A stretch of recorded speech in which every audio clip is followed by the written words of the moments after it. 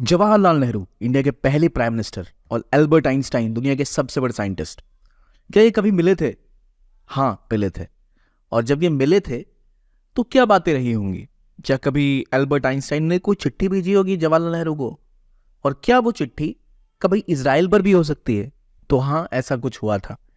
एक बार जवाहरलाल नेहरू को Albert Einstein ने एक चिट्ठी लिखी थी जहां उन्होंने उनसे कहा था कि आप इजराइल का सपोर्ट करिए, क्योंकि इजराइल एक ऐसी ज़मीन है जो यहूदियों के लिए यानी ज्यूज़ के लिए बहुत ज़रूरी है, और इजराइल का क्रिएशन का सपोर्ट करिए। लेकिन जवाहरलाल नेहरू खुद कुछ डायलेमास में फंसे हुए थे। वो उन्होंने जवाब में लिखा भी कि हम चाहते तो हैं पर उस तरह कर नहीं सकते। तो क्या ये कहानी समझेंगे इस वीडियो में, क्या हुआ था आखिरकार, कौन सी चिट्ठियां थी, क्या मुद्दा था, और क्या सही में इजराइल के लिए सपोर्ट मांगा था एल्बर्ट आइंस्टाइन ने और जवाहरलाल नेहरू ने मना कर दिया था।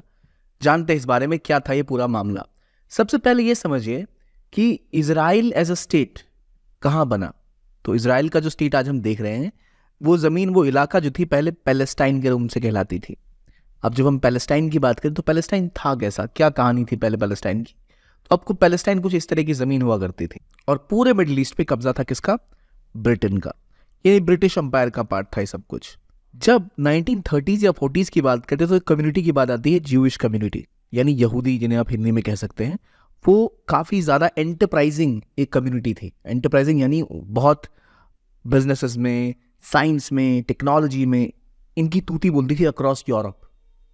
दुनिया के कई देशों में ये थे, लेकिन इनको एक समस्या हमेशा झेलनी पड़ी कि इनको बहुत ज़्यादा प्रताड़ना झेलनी पड़ती थी। क्रिश्चियन कंट्रीज में भी, इस्लामिक कंट्रीज में थी भी। एक कंट्री थी जहाँ ज्यूज को कभी प्रोसिक्यूशन झेलना नहीं पड़ा। वो कंट्री है इकलौती दुनिया की कोई है तो वो इंडिया है, और ये दुनिया भर के ज्यूइश जो लोग हैं वो भी मानते हैं। तो ये ज्यूइश लोग 1930s में शिकार हुए एक बहुत बड़े जेनोसाइड का, जो किया था इस व्यक्ति ने, हिटलर ने। पूरी तरह से ज्यूज को आइडेंटिफाई करके मारा गया, क्योंकि हिटलर को ऐसा लग रहा था कि वर्ल्ड वॉर 1 में जर्मनी की हार का कारण था ज्यूज, जिन्होंने गद्दारी की थी देश की से, इसलिए जर्मनी हार गई थी। और जब हिटलर का कब्जा या हिटलर की पावर पूरे जर्मनी पर छाई हुई, तो जर्मनी से चुन चुन के इनको मारा जा रहा था, और पोलैंड से मारा जा रहा था, यूरोप से उन्हें प्रताड़ित करके भगाया जा रहा था। उस समय में एक मूवमेंट चली, जिस मूवमेंट को कहते हैं जायनिस्ट मूवमेंट, तो जायनिस्ट आइडिया। ये आइडिया क्या था कि हमें एक इजरायली स्टेट बनाना है, एक स्टेट बनाना है जो ज्यूज के लिए एक होमलैंड होगा, जहां वो सेफली रह पाए, जहां उनके साथ प्रताड़ना ना हो। तो उन्होंने कहा कहाँ जाएं? तो वो जगह जहां वो जाना चाहते थे वो थी पैलेस्टाइन, क्योंकि पैलेस्टाइन से ही उनकी रिलीजन की शुरुआत हुई थी।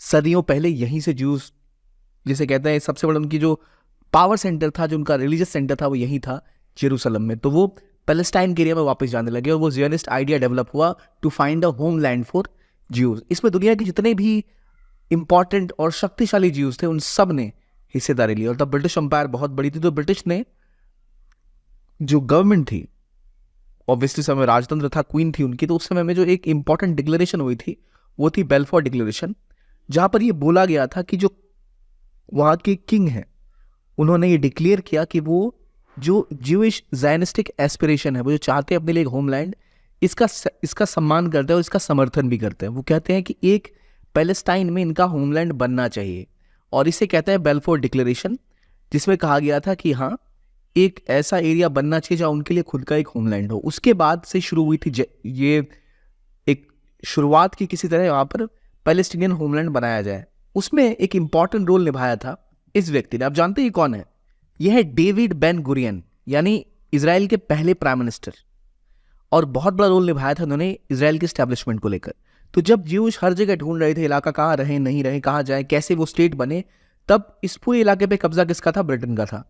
तो यहाँ बात हुई थी कि हम एक इलाके में इनके लिए होमलैंड बनाएंगे, विच इज इन पैलेस्टाइन, जहाँ पर जेरूसलम भी है। तो यहाँ पर इनको स्टैब्लिश करने के लिए बेल्फोर डिक्लेरेशन पहले हो गई थी, उसके बाद ब्रिटिश का ये मैंडेट था, ब्रिटिश का इलाका था, तो ब्रिटेन चाहता था यहाँ एक अलग स्टेट बने। और एक बहुत बड़ा डिवीजन था अलग अलग देशों के बीच में कि क्या एक 2 स्टेट सॉल्यूशन निकाला जाए। 2 स्टेट यानी पैलेस्टाइन में एक अरब स्टेट हो और एक इजरायली स्टेट हो।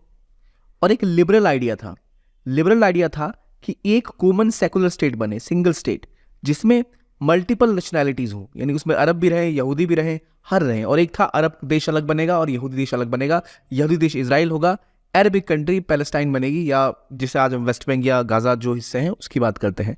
तो ये मामला बहुत बड़ा, उस समय में दुनिया भर में अपील की जा रही थी कि जो ये आइडिया है इजरायली स्टेट का, इसका समर्थन किया जाए। उसी समय में जो एल्बर्ट आइंस्टाइन है, वो अक्सर इसके एक बड़े प्रचारक तो नहीं थे एल्बर्ट आइंस्टाइन, उन्होंने कहा नहीं था कि वो ज़ायनिस्ट आइडिया के सीधा समर्थक है, पर उनका ये कहना ज़रूर था कि वो समर्थन करते हैं कि जो ज्यूज लोग हैं, जो ज्यूश पॉपुलेशन जैसे ही इस एरिया में आके रहने लगी थी पैलेस्टाइन में, तो वहाँ उन्होंने बहुत डेवलपमेंट की थी। डेजर्ट में भी पौधे उगाए थे, बहुत जो एग्रीकल्चर टेक्नोलॉजी हर एरिया में काफ़ी काम करना शुरू किया था। जो जूइश सेटलमेंट वहाँ जाके रहना स्टार्ट हुई थी, तो इन्होंने कहा था कि क्यों ना जो ये रियलिटी है इसको हम माने, और जो ये हो रहा है अभी पैलेस्टाइन के रीजन में, जो ज्यूस लोग वहाँ जाके रह रहे हैं, यहूदी वहाँ बस रहे हैं, उससे जो फ़ायदा हो रहा है अरबिक पॉपुलेशन को भी वहाँ की, वो हमें मानना चाहिए। और यहाँ पर हमें डेवलपमेंट के ऊपर और एक स्टेट बनाने के ऊपर काम करना चाहिए जहाँ पर ये सुख और शांति से रह सके। मैं बताना चाहूँगा फिर से क्लियरली, आइंस्टाइन ओपनली ऐसे कोई ज़ायनिस्ट मूवमेंट के सपोर्टर नहीं थे, लेकिन वो एक जिसे कहते हैं ना ह्यूमनिस्ट रूप से सपोर्टर थे। तो उन्होंने उनके नेहरू से बातचीत भी थी, और नेहरू को एक लेटर भी लिखा था, क्योंकि उस समय इजराइल चाहता था मैक्सिमम सपोर्ट। तो उन्होंने एक लेटर लिखा था नेहरू को कि भाई आप कुछ करिए।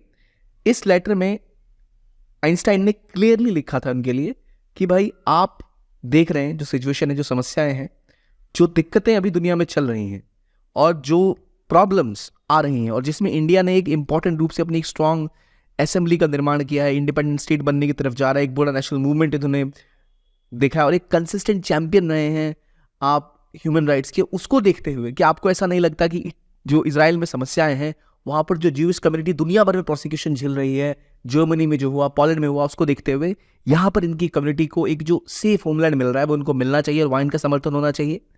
जब दुनिया नेशन स्टेट्स में बटी हुई है, हालांकि आइंस्टाइन खुद से नेशन स्टेट के डिवीजन के समर्थक नहीं थे, लेकिन उनका मानना था कि ये ज्यूइश होमलैंड बहुत ज़रूरी है उनकी सेफ्टी के लिए। उसके बदले में जवाहरलाल नेहरू ने इनको एक लेटर दोबारा भी लिखा था। इस लेटर में नेहरू लिखते हैं, जो गार्डियन की वेबसाइट है वहाँ पर भी आपको मिल जाएगा, ये जो इजराइल का ये लेटेस्ट था बाहर आया था, इसमें आइंस्टाइन ने बोला था नेहरू को कि हिटलर के आने के बाद जो दुर्भावना पूरी ज्यूज कम्युनिटी ने झेली है, जो यहूदियों को पूरी दुनिया में देखना पड़ा है, उसके बाद बहुत ज़रूरी है एक होमलैंड बनाना। लेकिन नेहरू ने रिटर्न्स अपने लेटर में कहा था कि आप जो कह रहे हैं वो अच्छी बात है, लेकिन हम ये नहीं चाहते कि जो अरब लोग हैं वो जो चाहते हैं आप उनकी मांग के बिना, क्योंकि उनकी भी तो ज़मीन है, आप उनसे बिना पूछे ज़बरदस्ती अपना स्टेट उन पर थोप रहे हैं, ये गलत है। और यूएन में जो पार्टीशन प्लान भी 1948 का था वो भी हम डिस्कस करेंगे। तो नेहरू ने क्लियरली कहा था कि हम एक न्यूली डेवलप्ड कंट्री, हम अभी एक साइड नहीं ले सकते, इन सब के खिलाफ नहीं जा सकते। पैलेस्टीनियन कॉज जो है वो अपनी ज़मीन को लेकर, उनकी खुद की ज़मीन है वो, आप उनको वहाँ से बेदखल नहीं कर सकते। तो जवाहरलाल नेहरू ने ये स्टैंड लिया था। उस टाइम इंडिया के जो लीडर्स थे मोस्टली सब ने यही स्टैंड लिया था, क्योंकि जो पैलेस्टीनियंस थी, पॉपुलेशन थी, उनको देख के ऐसा लग रहा था कि शायद उनके साथ भी अन्याय होगा अगर एक सेपरेट स्टेट बना दिया जाए, आउट ऑफ नो वेयर एक इजराइल यहाँ बन के खड़ा हो जाए। लेकिन वो बना, और यूएन का पार्टीशन प्लान बना, इन्हीं के अंदर बना, जो मैंने आपको बताया। David Ben Gurion important leader थे, इजराइल को एस्टैब्लिश किया 1948 में। और जब ये बन के तैयार हुआ, पहले बेल्फोर डिक्लेरेशन से क्लियर हुआ कि ब्रिटेन सपोर्ट में है, फिर यूएन का पार्टीशन प्लान आया कि कैसे इसको हम बनाएंगे। तो यूएन ने ऐसा कुछ प्लान बनाया था कि ये होगा, जो ये येलो में आप देख रहे हो, ये होगा अरब मेजोरिटी वाले पैलेस्टीनियन स्टेट, और जो आप ये ब्लूइश में देख रहे हैं ये होगा ज्यूइश इजराइल। लेकिन अभी जो आपको दिखेगा वो कुछ इस तरह का दिखेगा। देखिए गाजा जो था ना, ये जुड़ा हुआ था इससे वेस्ट बैंक से एक टाइम में, जो प्लान था। लेकिन इन्होंने और ज़्यादा इजराइल ने एरिया पे, यहाँ पे जंग लड़ी गई 67 में, 48 में, और इजराइल स्टैंड किया, और इजराइल ने लगातार सबको हराया, यहाँ तक कि सीरिया से गोलन हाइट्स पे कब्जा कर लिया था, इजिप्ट का सिनाई पेनिनसुला यहाँ कैप्चर कर लिया था, जो बाद में इन्होंने इजिप्ट को वापस कर दिया था। तो ये इजराइल बन के खड़ा हुआ उस टाइम में। नेहरू को सपोर्ट मांगा था नेहरू से इन्होंने, लेकिन इंडिया ने जब जब रेजोल्यूशन भी गया था, इंडिया विरोध कर रहा था इजराइल के क्रिएशन का। India was one of the country which was against the creation of Israel state. क्यों? क्योंकि एक तो हमें अरबिक कंट्रीज के सपोर्ट की भी ज़रूरत थी, पाकिस्तान इस्लाम का नाम लेके उनका सपोर्ट और खींच रहा था, इसलिए इंडिया के साथ भी ज़रूरत थी कि हम वो करें। लेकिन आज जो हम रियलिटी देख रहे हैं under prime minister Modi, we are seeing कि रियलिस्टिकली आइंस्टाइन ने भी उस टाइम में अर्ज किया था, और अब जो है वो इंडिया और ज़्यादा स्ट्रॉन्ग पार्टनरशिप करता दिख रहा है किसके साथ, तो इजराइल के साथ। तो वो रियलाइज़ हुआ, वो चीज़ बहुत सालों से, दशकों से नहीं हो पा रही थी। लेकिन क्या आपसे मैं पूछना चाहूँगा कि आपको लगता है कि ये जो स्टेप लिए गए ये सही था, और क्या नेहरू को तभी इजराइल को सपोर्ट कर देना चाहिए था, या वो करना बहुत गलत होता? याद रखिए उस टाइम में भारत को बहुत रिक्वायरमेंट थी ऑयल की भी, बाकी चीज़ें, सपोर्ट की भी, क्योंकि बहुत से लोग इंडिया के आज भी अरब वर्ल्ड में जाके काम करते हैं। हम आज भी एक पूरा एंटी पैलेस्टाइन स्टैंड ले नहीं सकते, लेना चाहे भी तो, क्योंकि इतनी रिक्वायरमेंट है। और प्लस एक प्रिंसिपल स्टैंड है, चाहे आप जवाहरलाल नेहरू की बात करो, चाहे आप महात्मा गांधी की बात करो, चाहे अभी प्रेजेंट गवर्नमेंट की बात करो, हर गवर्नमेंट सक्सेसिवली कोई भी ओवरलुक नहीं कर सकती। लेकिन अब प्राइम मिनिस्टर की विजिट हुई इजराइल की,